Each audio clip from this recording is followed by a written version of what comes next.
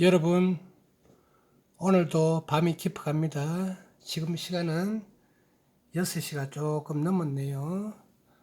내일 오전에 하기보다도 오늘 지금 하고 저는 퇴근하는 게 맞다는 생각이 듭니다.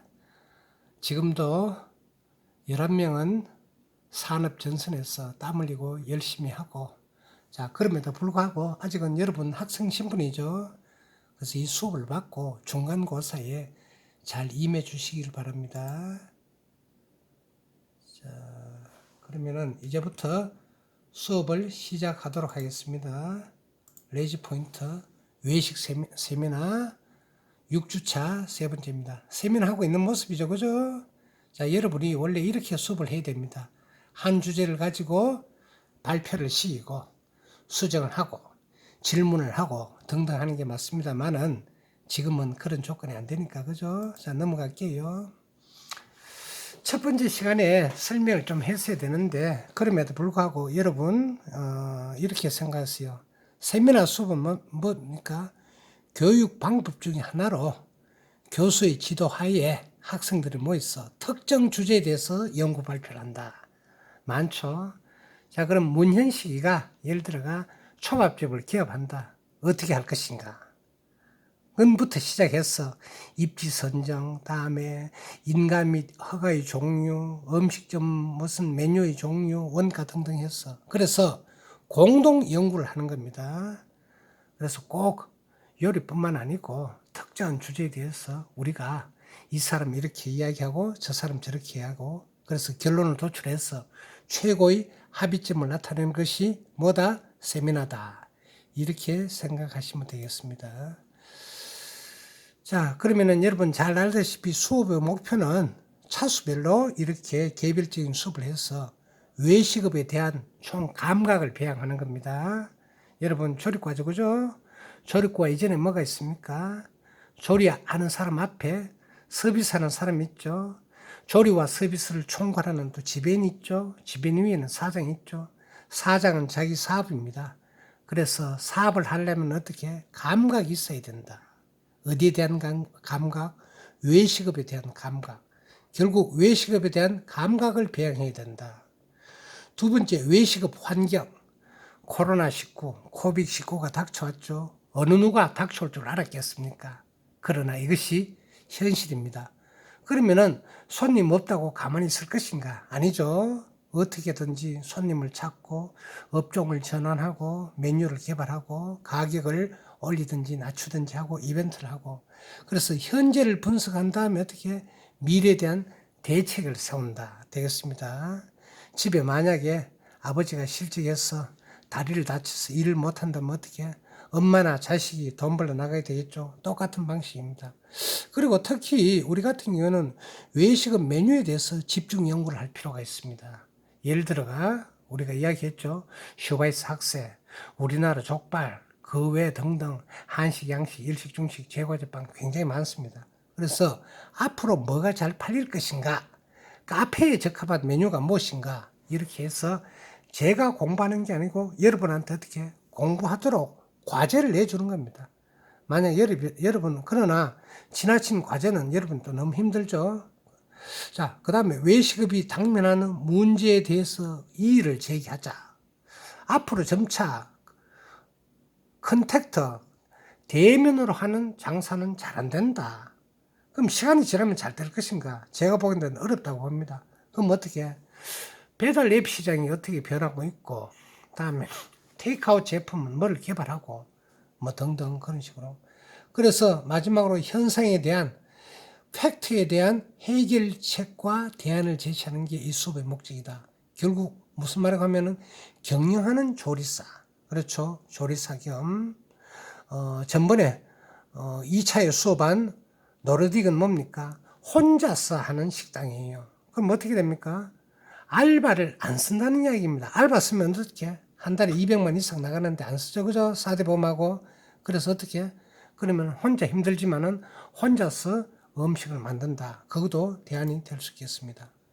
자, 그러면 이제 마지막 시간이니까 주어진 남은 시간 동안에 여러분한테 다음 주 월요일 혹은 화요일 시험 치는 중간고사 힌트를 드리도록 하겠습니다. 물론 다른 거 다 안 듣다가 이것만 듣고 점수만 올리는 그런 학생은 없으리라 보입니다. 하나하나 설명했습니다. 첫 번째, 젠트리피케이션. 기억나나요? 젠틀맨 하면은 뭡니까? 젠틀맨은 신사죠. 그러나 젠트리피케이션은 뭡니까? 젠트리피케이션은 내가 일일이 쓰질 않을게요. 자, 도시에 각 구역이 있습니다. 잘 사는 동네도 있고 못 사는 동네도 있고 검은방이 모이는 동네도 있고 다음에 조금 힘들게 사는 사람이 모이는 동네도 있고 그런데 조금 번화가가 아니고 조금 후진데 구석진데 어떤 누가 와서 어떻게 돈가스를 잘 해가지고 하루 매출이 500만 원이다. 그러면은 옆에 있는 가게들이 점차적으로 뭐가 됩니까? 돈가스 잘 되니까 우동집도 들어오고 다음에 또 서점도 들어오고 그 다음에 경주 같으면 찰보리빵도 들어오고 옷집도 들어오고 해서 어떻게 조금 낙후된 지역이 어떻게 된다고요? 번화가로 된다. 그러면은 점차적으로 장사가 잘 되면 어떻게 됩니까? 건물 주인이 세를 자꾸 올립니다. 한 달에 50만 원 받다가 100만 원 받다가 150만 원 받다가 그러면은 싼 임금에 싼 가격이 이쪽으로 왔는데 자꾸 올라가니까 못하죠. 그죠? 그래서 도심의 공동화 점차적으로 높은 세 때문에 점차적으로 빈집이 생겨서 어떻게 공동화가 된다. 그 말이 젠트리피케이션 되겠습니다. 서울에 그렇죠. 로데오 거리 지금 다 망했습니다. 경리단길 망했습니다. 가로수길 안 됩니다. 그죠? 그래서 젠트리피케이션은 전번에 우리가 이야기했다시피 수업을 충분히 들으면 이해가 간다. 두 번째, 코빅19. 코로나19가 외식업에 어떤 영향을 끼쳤느냐라는 것을 우리가 한번 보면 첫 번째, 비대면이다. 언택트다. 마주 보지 않는다. 보더라도 어떻게 테이크아웃해서 금방 사간다. 드라이브 스루해서 사간다. 그런 뜻이 되겠습니다. 그래서 비대면 시장이 점차적으로 활성화되면서 컨택트에서 어떻게 언택트 사람과 사람이 접촉하지 않는다는 이런 현상을 간다. 그럼 첫 번째 뭡니까? 배달 앱. 치킨 사러 가는 사람 없죠. 전부 배달식이죠. 옛날 같으면 어떻게 주인이 오토바이 타고 다음에 전단지 가지고 왔습니다. 그죠? 지금은 거의 그런 경우가 잘 없습니다. 그죠? 배달 앱을 시게 됩니다. 뭡니까? 배민, 배달의 민족. 그죠? 다음에 여기요. 두 개가 통합됐다. 그래, 이야기했죠? 요 두 개가 지금 독일 회사에 팔렸습니다. 얼마? 4조. 4조가 얼마 될까? 저도 모르겠어요. 하여튼 굉장히 큰 도시다. 그 다음에 편의점에서 도시락 매출이 점차적으로 늘어날 것이다. 3,500원짜리, 4,000원짜리, 5,000원짜리. 왜? 집에서 밥 사오기가 굉장히 힘들죠. 그럼 편의점에 가서 우유 하나하고 어떻게 전심을 가볍게 때운다. 그렇지 않다면은 예를 들어 약간 큰 매장 같은 경우는 어떻게 매장 내 취식에서 점차 매장 내 취식이 없어질 것이다. 굳이 한다면 어떻게 한 사람 띄워서 거리를 2m 유지하고 그죠? 그다음에 결국 혼자 먹는 밥, 혼밥과 혼술이 점차적으로 강해질 것이다. 는 되겠습니다. 그래서 코로나19가 어떤 영향을 미쳤느냐라고 하면은 그 내용을 여러분은 상식의 수준에서 쓰면 되겠다. 다음에 그 중에 하나가 키오스크 있습니다. 생각납니까? 키오스크는 뭐라고요? 가판대. 옛날에 일본에 가니까 정종 큰 병 있죠. 그것까지도 팔고 안 파는 게 없습니다. 튀김도 팔고 술도 팔고 맥주도 팔고. 왜? 인건비가 비싸니까 전부 다가 자동화가 된다는 겁니다. 그래서 키오스크는 지금 대부분 앞으로 다 설치될 겁니다. 일일이 웨이터나 외출해서 가서 하지 않습니다. 키오스크에서 카페라떼 2잔, 그 다음에 프렌치 토스트 하나 딱딱 하면서 하면 어떻게 주방으로 전산 가서 번호를 준다, 배를 준다. 그럼 조금 기다렸다 먹고 난다. 일일이 말할 필요가 없다는 겁니다. 말을 하지 마세요. 왜? 비말 감염이 되니까. 그래서 앞으로 외식업 트렌드는 코로나 코빅19로 인해서 어떻게 될 것이다. 첫 번째만 이야기할게요. 그죠? 비대면 시장이 됨에 따라 가지고 어떻게 컨택트에서 언택트로 된다. 배달 앱이 활성화돼서 배달의 수량이 많이 늘어날 것이다. 옛날에 배달, 우리나라 사람 참 배달 좋아합니다. 그죠? 자, 배달 수요가 점차적으로 늘어날 것이다. 두 번째는 뭐, 세 번째는 뭐, 이렇게 하면 되겠습니다. 벌써 여러분 10분이나 흘렀어요. 금방이죠. 자, 그 다음에 다섯 번째는 최저시급제도. 시간당 여러분 얼마라고요? 일하면 무조건 8,590원이 됩니다. 이 돈을 주지 않으면 어떻게? 노동부에 고발됩니다. 그럼 여러분이 주인의 입장에서 생각하면은 세 사람 쓸 걸 몇 사람 쓴다? 두 사람 쓴다. 왜? 주인이 먹고 살아야 되니까. 그렇죠? 그리고 여러분이 손님이 있든 없든 간에 무조건 어떻게? 택시 매달기처럼 시간당 8,590이 나간다. 하루 근무하면 한 밥 먹여주고 7만원, 많으면 8만원 돈이 나간다는 겁니다. 그럼 주인은 과연 얼마를 벌어야 되겠어요? 이 경기가 힘든데. 그래서 최저시급 제도는 여러분한테는 복받을 일이지만은 주인한테는 죽을 맛이다. 왜? 사람을 앞으로 적게 쓴다는 그런 이야기입니다. 사람을 적게 쓴다는 말은 뭡니까? 조리과나 다음에 관광경영, 호텔 경영 나와서 일자리 구하기 어떻게 점차적으로 힘들어진다. 그러나 여러분은 걱정 너무 하지 마세요. 왜냐하면 벌써 취업을 했고 열심히 일하고 있고 또 주인한테 인정을 받을 것을 나는 여러분을 믿으니까요. 자, 최저시급 됐죠. 그래서 마찬가지로 주 5일 근무제를 합니다. 최저시급에 의존해서 주 5일제 근무하면은 하루에 8시간 근무를 하죠. 그죠? 물론 9시간, 10시간 근무하면 그만큼 더 주죠. 그러면은, 주당 계산을 한번 해봅시다. 5일에 8시간 근무하면은 40시간이 됩니다. 그죠? 40시간 근무하면은 어떻게? 한 달에 받는 돈이 179만 5,310원이 된다. 그러면은 식당의 사정상 주 6일을 하면 어떻게 됩니까? 6일 해서 54시간이 나옵니다. 그죠? 6, 8, 2, 54, 그죠? 그럼 213만 8,910원이 나온다. 이 돈은 뭡니까? 주휴수당, 조금 후에 설명할 거예요. 주휴수당이 조금 포함된 금액이다. 결국 저도 마찬가지입니다. 저도 교수직을 떠나서 어떤 일을 한다면 어떻게? 무조건 180이다. 그럼 180 다 받느냐? 그래서 이제 4대 보험을 띄죠. 이것저것 띄고, 가권세도 띄고, 종합소득세 띄고, 의료보험 띄고. 그렇게 해서 한 15만원에서 20만원 차감된 돈이 여러분한테 차곡차곡 쌓인다. 만약에 여러분이 200만원 받아가지고 50만원 쓰고 150만원 하루에 한 달에 저축하면 어떻게? 졸업할 때까지 6달 남았으니까 그 약 한 800에서 1000만원 정도 모을 수가 있다, 없다? 모을 수가 있다. 자, 그러면 연결되는 개념으로 주휴수당을 또 설명했습니다. 하루 8시간 근무시, 맞죠? 밥시간 포함하면 9시간 되죠? 일주일을 근무하면 하루치의 급여를 무급휴가, 하루 쉬게 한다는 그런 겁니다. 그죠? 혹은 하루 돈을 안 받고 쉬게 하거나 혹은 주휴수당을 지급한다. 결국은 뭡니까? 일주일이 7일이죠? 그러면은 자, 계산식을 합니다. 하루 8시간씩 5일 근무하시 어떻게? 5일 근무하는 데서 68,720원이 추가된다는 겁니다. 결국은 뭡니까? 5일 하면 6일, 6일 하면 7일치의 급여가 나온다. 자, 주인 입장에서 생각해 봅시다. 주인 힘들겠죠, 그죠? 왜? 일하지도 않았다, 실질적으로. 그래도 어떻게? 돈을 준다, 주휴수당. 우리한테는 좋습니다. 그러면은 혹자 여러분은 합니다.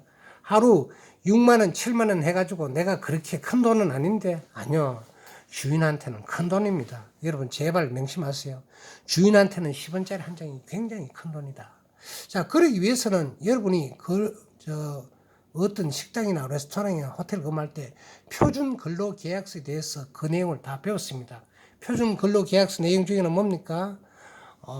일반적으로 인적사항적조, 성명, 생년월일, 그 다음에 얼마, 시간당 시급 얼마로 한다. 계약 기간은 2020년부터 2020년 10월 15일부터 2020년 1년 단위로 한다. 6개월 단위로 한다. 이렇게 쌍방의 계약에 의해서 그런 내용을 적어가지고 2장 나누어서 갖기 가집니다. 유효합니다. 법적으로 보호를 받을 수 있습니다. 그래서 옛날에 비해서 어떻게 여러분은 취직만 하면은 어떤 노동법의 그런 혜택을 받을 수 있다. 결국 뭐 가면은 주 5일제를 근무를 한다. 이야기를 했죠. 제가 근무할 때는 20일 정도 하루도 못 쉬본 적도 있습니다. 하루 12시간 했고요. 지금 아마 여러분 하라면은 죽을 겁니다. 물론 죽는다는 말은 표현이 좀 과하지만 주 5일 근무제를 하면서 삶의 질을 높여라. 워라밸을 높여라. 한번 쓸까요? 자, 워라밸 보입니까? 워라밸. 워라밸이 뭡니까? 일과 휴식의 그 밸런스. 이렇게 이야기할 수 있습니다. 돈 많은 것도 싫어. 나는 휴식이 더 좋아. 그러면 저는 이야기합니다. 그러면 그 직장을 찾아가거라. 그렇지만은 이 워라밸을 맞추기가 상당히 힘이 든다. 어렵다. 이야기가 되겠습니다. 별이 잘 안 그려지네요. 자, 그래서 주 5일 근무제를 함으로써 어떻게 여가 시간을 해서 사이클을 좋아하는 사람, 등산을 좋아하는 사람, 낚시를 좋아하는 사람, 수영을 좋아하는 사람, 그 다음에 여러분 청춘이니까 남친, 여친도 만날 수 있고 해서 기대 효과가 많습니다. 그죠? 더군다나 가족 있는 사람은 어떻게 됩니까? 가족하고 오손도손 재밌는 시간을 많이 보낼 수 있다.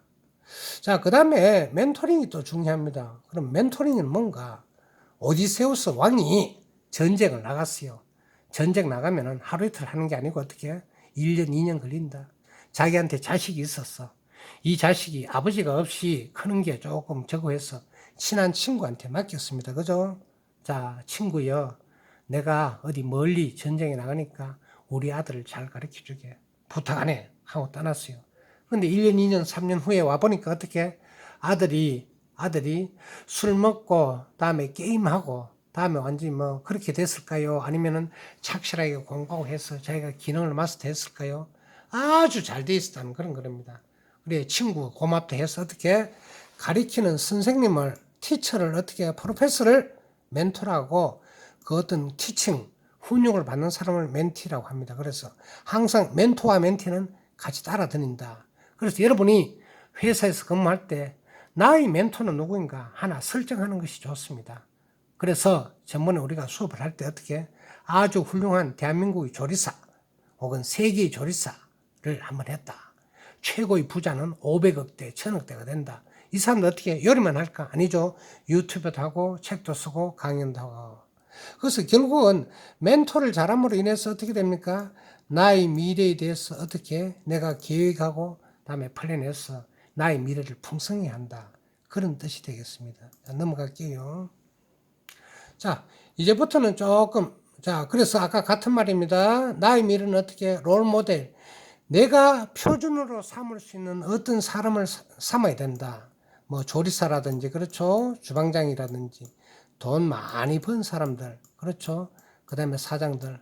아마 여러분 같은 데는 백종원 씨가 또 여러분의 멘토가 될 수 있습니다. 그죠? 백종원 씨는 태어날 때부터 부자지만은 우리나라에서 지금 가장 영향력이 강한 사람 중에 하나다.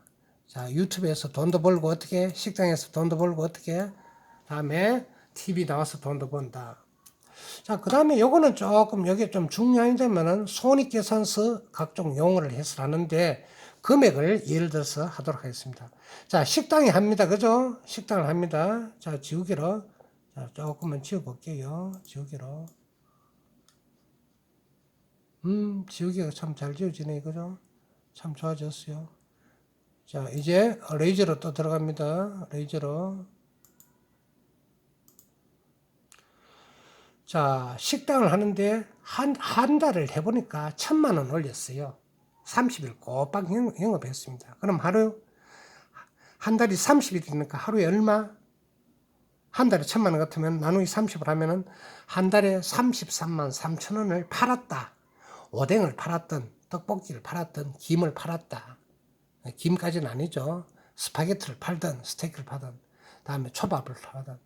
근데 계산해 보니까 매출 원가가 뭡니까? 재료비가, 매출 원가는 같은 말로 여러분 매출 원가는 뭐다? 재료비가 되겠습니다. 그죠? 재료비. 자, 오뎅 팔려면 뭐가 필요합니까? 오뎅이 필요하죠. 그죠? 그 다음에 꼬치가 필요하죠. 그 다음에 물컵이 필요하죠. 뭐 등등 해서 순수한 재료비가 들어왔다. 그러면은 여기서 이제 매출이익이라는 용어가 발생됩니다. 매출이익은 뭡니까? 1번 총 매출액에서 매출 원가를 뺀다. 여기까지는 이해가 다 되죠. 그럼 1000만 원에서 300만 원 빼면은 700만 원이 매출이익이 된다. 그럼 700만 원이 다 내 것이냐? 다 내가 가져가면 되냐? 내 거냐? 사람입니다. 그러면은 커커 해도 될까요? 안 되죠, 그죠? 여기서 커커가 아니고 우가 됩니다. 왜 그럴까요? 또 나가는 게 또 많습니다. 한번 볼까요, 그죠? 고정비가 있습니다. 고정비. 자, 4번 고정비. 고정비는 뭡니까? 장사가 잘 되든 못 되든 간에 꾸준하게 나가는 거. 뭐가 있을까요? 인건비가 있습니다. 알바 쓰면은 장사 안 되니까 알바 시급 8,590원에서 5,000원 받아라. 이렇게 하면 됩니까? 안 되죠. 그죠? 다음 고정비가 뭐가 있을까요? 또 월세가 있습니다. 등등 해서 설명 다 했습니다. 그런 게 있고, 변동비는 장사가 잘 되면 어떻게? 많이 나오고, 장사가 안 되면 다운되고, 뭐가 있을까요? 주방 같은 데는 연료비, 가스비, 전기비, 그런 게 있겠습니다. 그죠? 자, 그러면은 고정비와 변동비를 합해서 우리는 어떻게 뭐라 그런다? 판매 관리비라 그런다. 판매하는 데 필요한 관리비라 그런다. 되어 있습니다. 됐죠? 그럼 고정비하고 변동 뭐 200만 원 플러스 50만 원 하니까 250만 원이 됐다. 여기까지는 다 이해하죠? 그러면 다시 이제 우리가 새로운 용어가 영업이익 들어갑니다. 여러분 이때 노트를 해야 되거든요. 그냥 듣고 지나치면 안 됩니다. 영업이익은 매출이익이 몇 번입니까? 자, 300만 원이죠. 그죠? 300만 원. 매출이익이 300만 원입니다. 해서 판매 관리비 250만 원 빼면 됩니다. 자, 매출이익이 700이죠. 그죠? 그럼 고정비와 변동비가 판매 관리비 같은 말이라 그랬죠. 250만 원을 빼면은 450만 원이 나옵니다. 그러면 영업이익이 얼마냐? 1000만 원 팔았을 때 영업이익이 어떻게? 450만 원 나왔다. 되겠습니다. 자, 이제 거의 다 됐습니다. 외울 거 없습니다. 그럼 마지막에 흔히 놓치기 쉬운 게 감가상각비입니다. 자, 에어컨 샀습니다. 후라이팬 샀습니다. 다음에 TV 샀습니다. 이게 오늘 샀어. 오늘 100만 원 주고 샀으면 내일 100만 원, 한 달 후에 100만 원, 1년 후에 100만 원 될까요? 아니죠. 점차 중고로 변해갑니다. 그죠? 감가상각비는 월 50만 원으로 계산했습니다. 이 외에 자기가 돈을 빌렸으면 이자까지도 포함됩니다. 그죠? 이자도 포함됩니다. 자, 그래서 마지막으로 우리가 체크될 때 경상이익은 어떻게? 영업이 6번에서 감가상각비 50만 원을 빼면은 450 빼면은 400만 원 된다. 요거는 여기서 뭐 좀 더 복잡한 수식이 있습니다만은 그럼 여러분이 힘들어 하니까 그럼 결국 뭡니까? 1000만 원 팔아서 어떻게 400만 원이 된다. 이익률이 몇 프로? 40%다. 그런 뜻이 되겠습니다. 그죠? 상당히 높은 겁니다. 이렇게 되면은 장사 안 할 사람이 없다고 보여집니다. 자, 롤 모델은 아까 설명드렸고, 다음에 보증금과 권리비가 있습니다. 그죠? 보증금은 쉽게 말해서 보증하는 돈입니다. 뭐가 있을까요? 보증금. 전세금이라고 쉽게 생각합니다. 자, 건물을 빌리는데, 세를 빌리는데, 10평짜리 가게를 빌렸다. 그러면 세만 한 달에 30만 원, 40만 원 주면 됩니까? 아니죠. 세 40만 원 말고 보증금, 전세금을 1000만 원을 겁니다. 왜 그럴까요? 이거는 40만 원을 못 낼 때 대비해서 어떻게 보증하는 돈이다. 보증금이 되겠습니다. 자, 뭐 권리비는 뭐고 하면은 내가 남이 하는 가게를 내가 인수를 했다. 그럼 속에 뭐가 들어가 있습니까? TV도 있고, 그죠? 다음에 주방 시설도 있고, 그죠? 다음에 에어컨도 있고, 그죠? 여러 가지가 많죠. 여기에 대한 어떤 권리를 주장해서 내가 1000만 원 들었는데 이거는 내가 최소한 100%는 다 못 받고 800은 받아야 되겠다. 그럼 자기 돈이 들어간 돈의 80%를 받는다는 그런 이야기입니다. 자, 권리비. 자, 그래서 우리는 코빅 19에 의해서 편의점이 새롭게 떠오르고 있고 카페가 떨어져 있고 HMR가 있습니다. 그래야죠, 그죠? 홈 밀 리플레이스먼트 가정 대용식, 그죠? 뭐 이런 식으로. 자, 배달 앱이 뭐 설명드렸고. 다음 마지막으로 그로스란트는 뭡니까? 직접 식재료를 한다면 어떻게? 자기가 골라서 매장에서 먹는 것을 말한다. 그 다음에 식당 영부의 종류는 휴게, 일반, 단란, 유형이 있습니다. 제일 중요한 게 뭡니까? 일반이다. 일반은 뭡니까? 술을 파는 거. 우리나라 한 사람은 1919년 기준으로 커피를 353잔 마셨다. 되겠습니다. 마지막으로 19. HMR은 4개 있습니다. RTP, RTC, RTH, RT, Ready to Eat. 이것이 RT가 제일 중요합니다. 자, 그래서 우리가 우겹살을 우삼겹을 설명했습니다. 여기서 시험 나오고 정의 차돌박이가 양지 사이가 있다. 되겠습니다. 자, 그래서 나머지는 여러분이 조금 알기 쉬운 걸 해서 수만 더 받으면 충분히 되는 걸로 그렇게 됐습니다. 자, 일반 음식점 설명됐죠. 자, HMR 아까 설명됐죠. 자, RT 됐죠. 적석 간편식, ready to eat, 포장 재고 막바로 먹을 수 있다 되겠습니다. 자, 그런 선트 설명했습니다. 자, 여러분 25초, 53초 들었습니다. 자, 수고하셨어요. 자, 오늘 저녁도 좋은 시간 보내세요. 굿나잇.